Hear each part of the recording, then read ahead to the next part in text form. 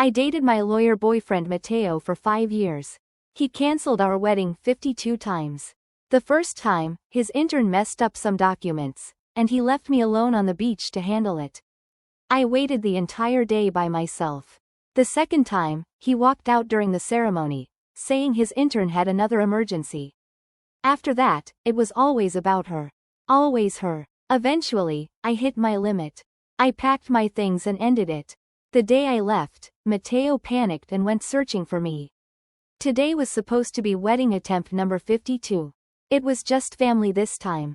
I forced myself to show up despite having a fever, only to find Mateo in the groom's suite giving Sophia, the same intern, an ankle massage. As usual, she was limping. My parents just shook their heads. Seriously? Again? Right before the ceremony, he disappeared. I need to take Sophia to the hospital, he said. Should we push it to another day? He used to plead. This time, I didn't even smile. It's fine. I'm sure Sophia can't wait.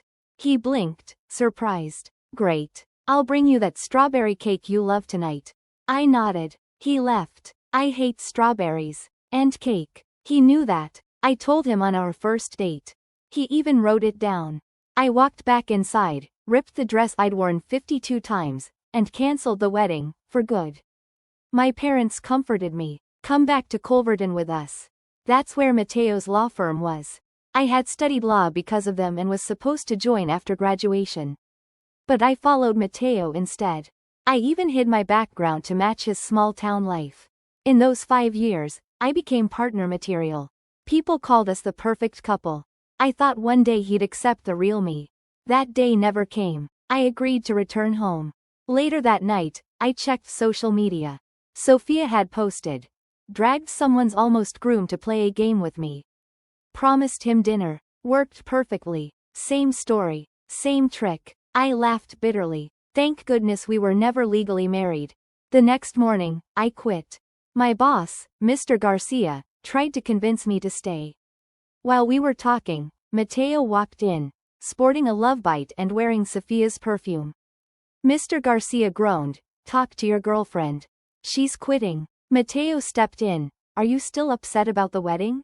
"No," I replied. "I'm just exhausted." "Then take some time off," he said. Quitting makes it look like Sophia's the reason. Same vacation days I'd already wasted on every failed ceremony. He caught me looking at the mark. "Mosquito bite," he muttered. I nodded. He smiled. "That's better. Let's not fight. Dinner tonight at LSE. I didn't respond. He took my silence as agreement. Sophia barged in. "Sorry to interrupt your date, but I need help with this case." She didn't glance at me. They whispered like I wasn't in the room. Then she linked arms with him and strutted out, flashing me a smug grin. As the door slammed, my bracelet snapped. A gift from our first anniversary. Mateo once said it symbolized our unbreakable bond. I tossed it in the trash, along with everything else. Later, while packing, Carmen, my replacement, whispered, "You're really leaving?" I'll be stuck watching them drool over each other. I saw Mateo slipping a designer bracelet onto Sophia's wrist. She froze when she noticed me. "It's just a bracelet, Miss Rainsorf. Please don't be upset," she said. I smiled. "It suits you. 5 years, and Mateo never gave me anything like that. People thought I was some clueless girl from nowhere." Even Carmen looked upset. I turned to Sophia. "I'm not angry. I had pieces like that back in Culverton." Mateo scoffed. "Rennie, stop being dramatic."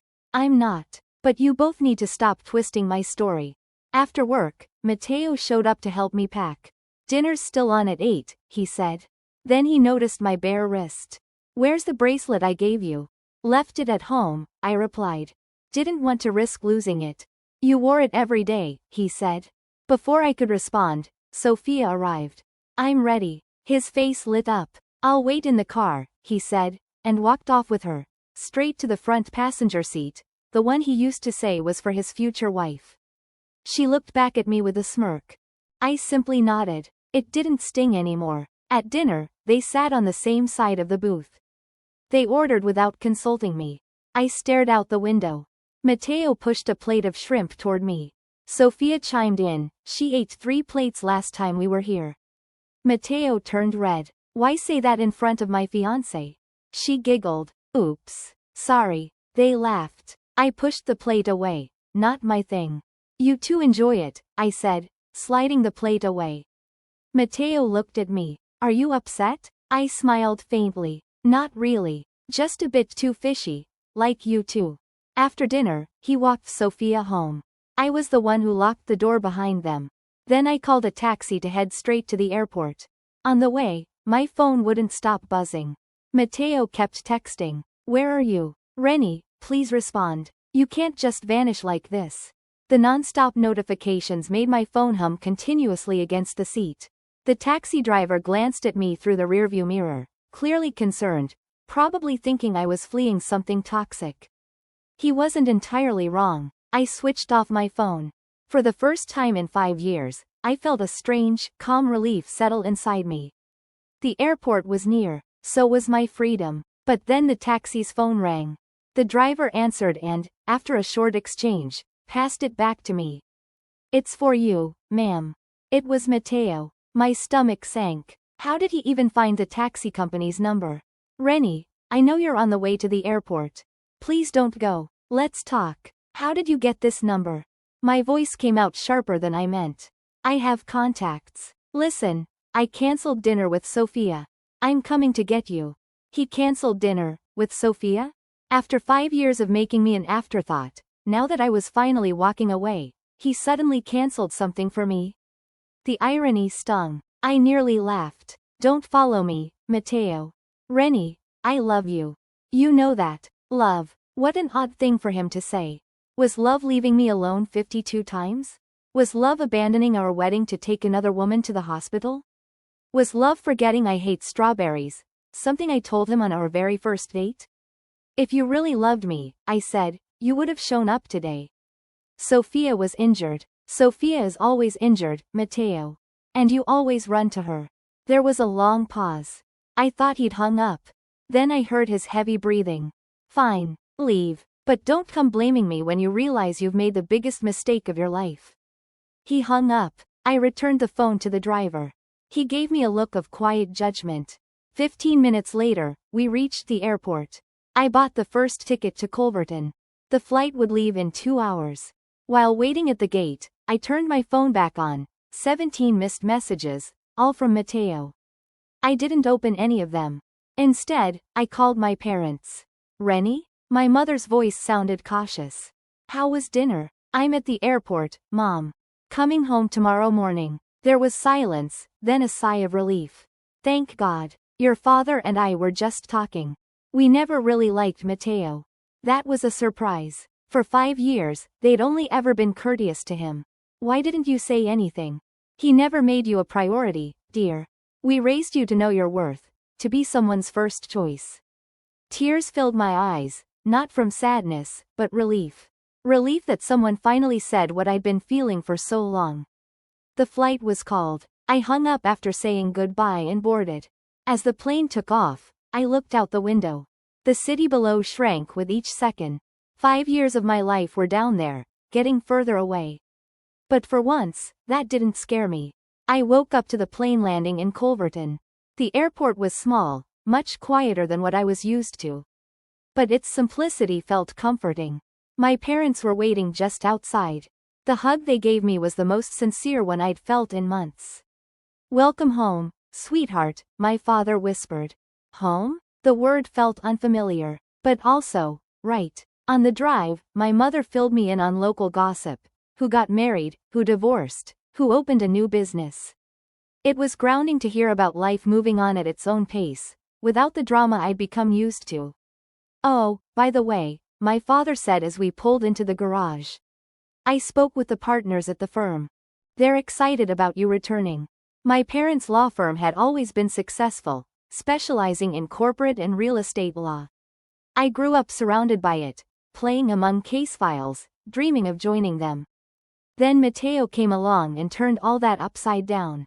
I'd love to come back, I replied. And I meant it. They set me up in my old bedroom. It was exactly as I'd left it. Diplomas still hung on the wall, law books lined the shelves. It felt like I had stepped back in time, before all the wrong turns. I spent the rest of the day unpacking and trying to process the past week. That night, my parents ordered Chinese food, my teenage favorite. We were eating and chatting when my phone rang.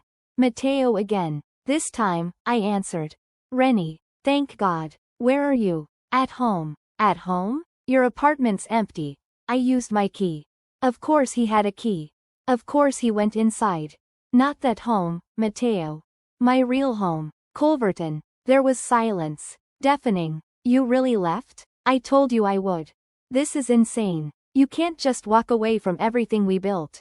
I laughed quietly. Built what, exactly? Mateo, in 5 years, you cancelled our wedding 52 times. Always for the same reason. What were we really building? I made mistakes, okay? But we can work through this. Come back and we'll talk. This is my home now. For how long? A week? A month? You'll get tired of this little revenge trip and come back. A little revenge trip. That's what he thought this was? 5 years wasted, and he thought I was doing this out of spite? I'm not coming back, Mateo. And Sophia? Do you seriously believe there's anything going on? That question caught me off guard. Not because of the question itself, but because he sounded like he cared. Like, after everything, he still wanted me to be jealous. Honestly, I hope there is. You two deserve each other. I ended the call. My parents had overheard everything. My father just shook his head, disappointed. My mother took my hand. You did the right thing, sweetheart. That night, lying in my old bed and staring at the ceiling I knew so well, I felt something unfamiliar. Peace. Not happiness, not yet. But peace. And for now, that was enough. The next morning, I got up early and went to the firm with my father. The building looked smaller than I remembered, but still stood tall with its brick exterior and big windows overlooking the main square. The sign beside the door read Rainsorf and Associates. Rennie. Dolores, the secretary, greeted me with a wide smile. She had worked there since before I was born. It's so good to see you again. You've grown up so much. I spent the morning easing back into things, reviewing cases, meeting new staff. It was surprisingly natural, like I had never left. Law had always felt like a second language to me, something I instinctively understood. At noon, I had lunch with my parents at a small cafe nearby. That's when my phone rang. It wasn't Mateo this time, it was Carmen, my former colleague. Rennie, thank God you picked up. You need to know what's going on. Carmen, I don't work there anymore. Whatever it is, it's no longer my concern. It's about Mateo and Sophia. My stomach tightened. I kept my tone calm. What about them? They're not even trying to hide it anymore. After you left yesterday, ready to continue when you were, true. I was finally free, from the lies, from the guilt, from the constant gaslighting, from the illusion that love meant suffering and patience and waiting around for someone to choose me. That night, I didn't cry. I didn't replay his words in my head or wonder if I had overreacted. I didn't question my worth or the decisions I had made. I made tea with my mother, laughed with my father over an old movie, and when I went to bed, I slept soundly. There were no dreams of wedding dresses or unanswered texts. Only silence, only peace. And in that silence, I rediscovered myself. The woman who once believed she could do anything, who had ambition and strength and a voice that mattered. She had been buried under compromise and heartbreak, but she was still there. I woke up the next day with clarity. Not all wounds bleed. Some just numb you until you forget they were even there. But once they heal, once the weight lifts, you realize how heavy it had all been. I had carried Mateo for too long. Now, I was walking on my own. And I wasn't looking back.